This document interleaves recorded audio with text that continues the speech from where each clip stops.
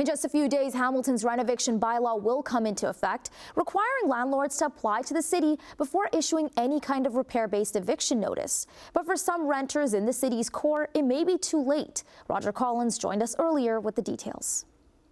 It's a measure aimed at preventing bad faith evictions, and it comes into play January 1st. But whether or not it'll affect the ongoing tenancy disputes taking place currently has left the Mountain View apartment complex residents anxiously awaiting the new year.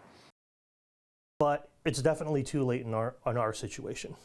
Kevin Logan has lived in his downtown Hamilton apartment for over 20 years. He says the building was constructed in the 60s. But come February 28th, the new owners of his building want him and every other tenant who lives there out because they say extensive repairs are needed. Kevin says he has little hope that the city's new Renoviction bylaw will be of any help.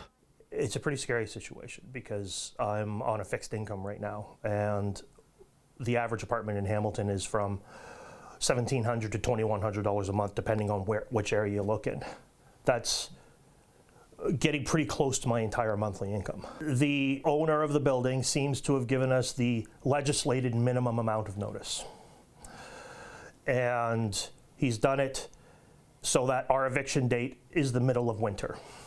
And a lot of the things in the N13 notice were very questioning.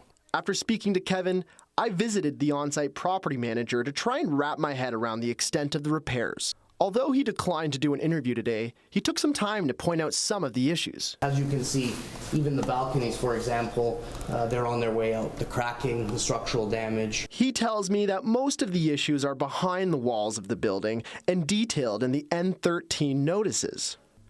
Replacement of piping and plumbing throughout the building, replacement of plumbing risers in the building. Brian Fisher, another resident in an entirely different building on the same property, reads out an almost identical eviction notice. My apartment, look at this. My apartment is in great shape. You know, there's no reason for this as far as I can see. I know they want to put in some plumbing in that, but what's the big deal with that? Unlike Kevin, Brian has some hope that the Renoviction bylaw will help, but not much. That hopefully will help us, but there's, well, you know what it's like. There's always ways around things, and they're going to make sure they can do everything to get around whatever's in there. He and the many other residents who live here can only wait until they get their hearing with the Landlord-Tenant Board in the new year. Now, of the two residents I spoke to, neither one's been offered temporary housing by the landlord.